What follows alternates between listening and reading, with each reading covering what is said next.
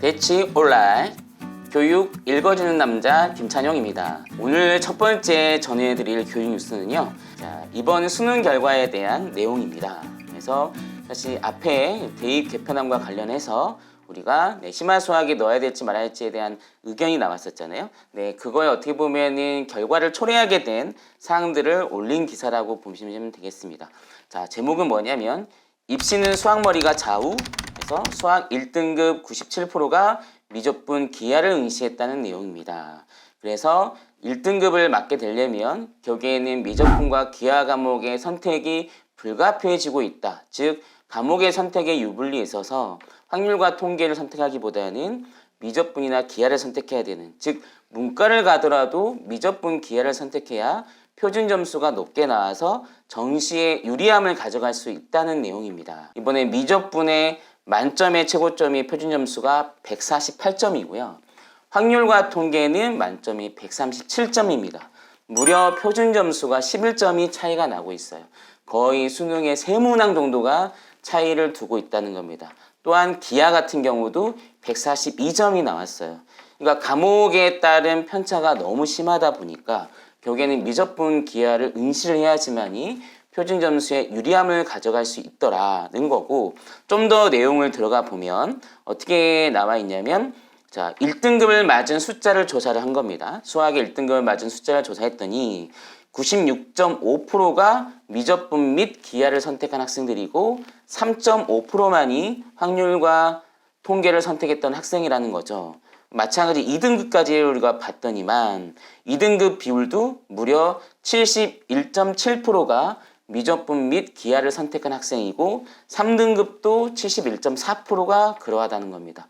4등급을 가야 확률과 통계에 해당되는 비율이 53%가 된다고 하니 과목에 따른 유불리가 엄청나게 나오고 있는 것이죠. 우리가 킬러 문항을 없애라고 정부에서 나오면서 사실은 교육평가원에서 킬러 문항을 내지 않겠다, 또 EBS 연계성을 높겠다 하면서 냈지만 중간급 난이도의 문제들이 높아지면서 실제로는 불수능이 됐습니다. 그래서 다른 기사에 보면은 수능 등급 컷 점수를 우리가 최근 연도를 쭉 비교해 본 내용을 따르면 사실 지금 국어 같은 경우도 2019년도에 언어와 매체가 표점 점수의 최고점이 150점이었는데 올해도 마찬가지로 150점이 나왔다는 거죠. 그래서 2010년 이후로 가장 높은 해라는 거. 또 수학도 마찬가지로 2020년도에 수학 나형이 149점까지 찍은 적이 있는데 그 다음으로 높은 148점이 나왔습니다. 그만큼 올해 수능이 상당히 어렵게 출제가 되면서 실제로 재학생의 경우는 점수가 기대했던 것보다 높지 않게 나온 친구들이 많다 보니 재수생이 많아질 것으로 예상이 된다는 내용입니다. 그래서 앞으로도 이 부분이 대입 개편이 이루어지기 전까지는 거의 다 수학에서는 미적분 및 기하의 선택이 거의 99%까지 육박할 정도로 가지 않을까, 이런 생각이 되어집니다. 그래서 앞으로 우리 수험생 여러분도 어떤 과목을 선택해야 좀 더 유리함을 가질지를 조금 고민하시고, 현재 중학생들은 좀 공부를 하실 때 이걸 참고하시고 쭉 해나갔으면 좋겠다는 생각이 듭니다. 사실은 즐겁지 않은 뉴스입니다. 최근에 이제 우리가 벌어지기도 하는 내용들인데요. 바로 뭐냐면 초등학교 입학 40만 명이 깨지자 교육청 칼 빼든다.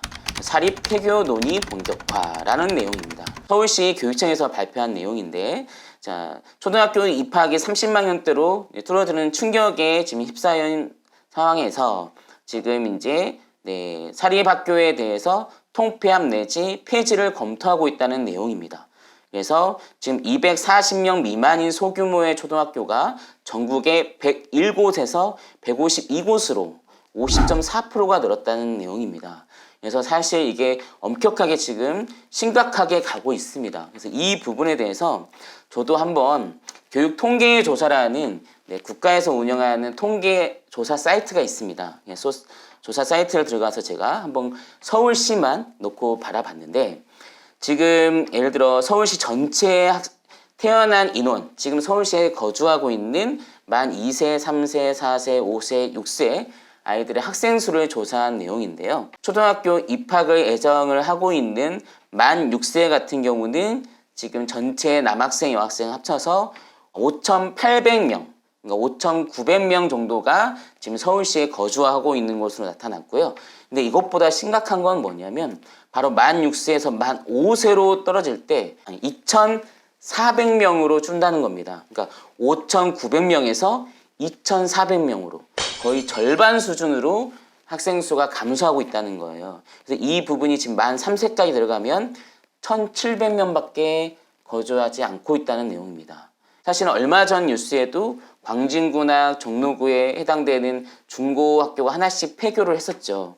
이 부분이 이제 점점 과속화가 될 수 있다는 내용이고, 어머님들도 혹시 교육통계 사이트 좀 가셔서 우리 아이가 어느 지역으로 가야지 조금 더 경쟁력을 갖추고 학생들이 조금 많은 속에서 교육을 시킬 수 있을지도 한번 찾아보시면서 보셨으면 좋겠다는 생각이 되어지고, 제발 정치권에서 이 부분을 좀 심각하게 받아들이면서 출생을 장려하는 이 정책들이 좀 많이 부디 나오기를 보면서 마치도록 하겠습니다.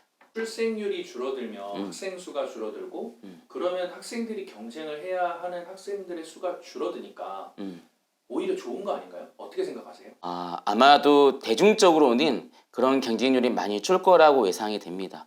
실제로도 지금 같은 경우 지금 수도권을 빼고 지역사회에서는 사실 경쟁률이 거의 다 줄었어요. 그래서 의대를 가고자 하는 최상위권만 경쟁을 하고 있는 상태입니다. 근데 이 부분이 이제 수도권까지 오게 되겠죠.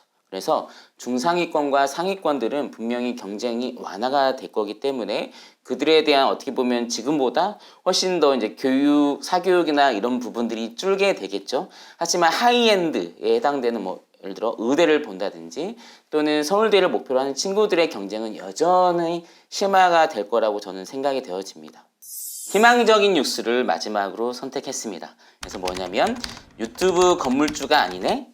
초중고 장래 희망 1위는 이런 내용입니다. 자, 뭐냐면 학생들한테 앞으로의 진로 현황에 대해서 어떤 직업을 갖고 싶은지에 대한 조사를 한 내용입니다. 초등학생 희망 직업 1위는 운동선수로서 13.4%를 차지하고 있고, 그 다음에 이제 두 번째가 바로 7.1% 의사를 하고 있다는 거고요. 그 다음에 이제 작년에는 2위였던 교사가 올해는 3위로 밀려난 부분을 좀 얘기하고 있고, 중학생 희망 직업 1위는 교사였습니다. 무려 9.1%를 차지하고 있었고요.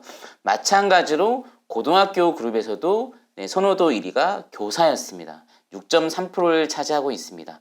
그래서 과거에 사실은 유튜버라든지 프로게이머가 1위를 차지한 적이 있었죠. 뒤로 조금 밀려나면서 어떻게 보면은 우리가 전통의 교사, 의사 이런 부분들이 조금 순위권에 올라왔다는 내용인데요. 중학교, 고등학교 올라갈수록 조금 더 디테일해지는 부분을 볼 수 있을 거라고 생각됩니다. 장래에 우리가 어떤 직업들을 가지면 좋겠는지, 지금은 혹시 꿈을 가지고 있지 않다 그러면 주변의 중고등학교 형들은 또 누나들은 어떤 직업을 희망하는지 한번 들어가셔서 보시면 이러한 직업들이 있겠구나라는 부분을 좀 보시면서 본인의 꿈도 찾아가도록 노력하면 좋을 것 같습니다. 오늘 교육 읽어주는 남자 첫 녹화를 한번 해봤는데요. 앞으로 이런 교육 뉴스들을 학부모님과 또는 학생들에게 좀 편하게 좀 이해가 잘 될 수 있도록 전달할 수 있는 이런 기회들을 저희가 많이 만들어 보도록 노력하겠습니다. 그래서 앞으로도 시청 많이 부탁드리고요. 저희 대치 온라인, 특히 교육 읽어주는 남자 김찬용 꼭 기억해 주세요. 구독, 좋아요.